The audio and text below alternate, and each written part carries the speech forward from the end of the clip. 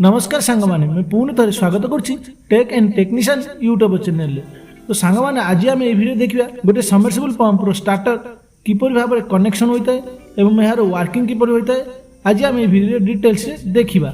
तो चलते देखा जो आम जो सबमर्सिबल पंप होता है से कौ कौ कंपोनेंट यूज होता है से आमर एमसीबी यूज होता है। एमसीबी आम ऑन ऑफ करने यूज करते हैं। नेक्स्ट यही भाव गोटे आमीटर यूज होता है। आमीटर आम केते मात्रा रे आमर सबमर्सिबल पंप करेन्ट नौची आम ये देखिपर। नेक्स्ट आम यूज होता है गोटे वोल्ट मीटर। वोल्ट मीटर आमर सबमर्सिबल स्टार्टर को केते वोल्टेज आसूसी आम ये देखिपर। नेक्स्ट आमर मोटर को स्टार्ट करने गोटे स्टार्टिंग कैपेसिटर आवश्यक पड़ता है। नेक्स्ट आम गोटे रनिंग कैपेसिटर आवश्यक पड़ता है। नेक्स्ट आमर आवश्यक पड़ता है गोटे स्टार्टिंग पुश बटन जो थी आम मोटर को स्टार्ट कर। नेक्स्ट आमर ये गोटे टर्मिनाल ब्लॉक आवश्यक होता है जो थी आम फेज सप्लाई एवं मोटर को कनेक्शन दे पार। नेक्स्ट आप देखिपे यह सबमर्सिबल पंप कहुए। प्रथम फेज और न्यूट्रल सप्लाई आनी 1 नंबर 2 नंबर टर्मिनाल ब्लॉक रे कनेक्शन करदेवा 230 वोल्टेज एसी सप्लाई आनी। तो आम फेज सप्लाई गोटे बाहर करी आम एनसीबी फर्स्ट नंबर पॉइंट रे कनेक्शन करदेवा।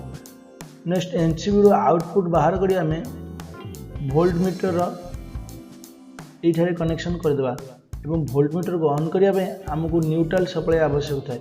से आम कौन करवा न्यूट्रल सप्लाई नहीं आम वोल्ट मीटर रे कनेक्शन करदेवा। बर्तमान आम वोल्ट मीटर कनेक्शन हो सारी। तो नेक्स्ट आम कौन करवा ये गोटे एमसीबी आउटपुट अन्य गोटे सप्लाई बाहर कर आम आर्मीटर S1 कनेक्शन करदेवा एवं आर्मीटर अन्य गोटे आउटपुट सप्लाई बाहर कर आम मोटर रनिंग बाइंडिंग रे कनेक्शन करदेवा। बर्तमान आमर रनिंग बाइंडिंग से कनेक्शन हो जाती। तो आम मोटर को स्टार्टिंग करने प्रथम आम कौन करवा आर्मीटर आउटपुट अन्य गोटे केबल बाहर कर आम start push button first number point रे कनेक्शन करवा।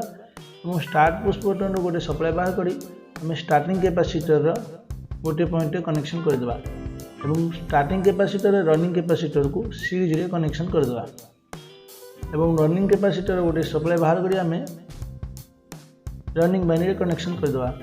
नेक्स्ट आम कौन करवा स्टार्टिंग कैपेसिटर आउटपुट गोटे सप्लाई बाहर करी आम मोटर स्टार्टिंग बाइंडिंग रे कनेक्शन करदेवा एवं मोटर को स्टार्टिंग बाइंडिंग रनिंग बाइंडिंग को कनेक्शन होगा।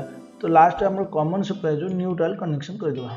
तो सांग माने प्रथम आम देखा आम जो स्टार्टर किपर भाव स्टार्ट करवा एवं किपर भाव स्टार्टर वर्किंग करता है। तो से आम प्रथम कौन करवा जो आम एमसीबी एमसीबी को ऑन करने को पड़ो।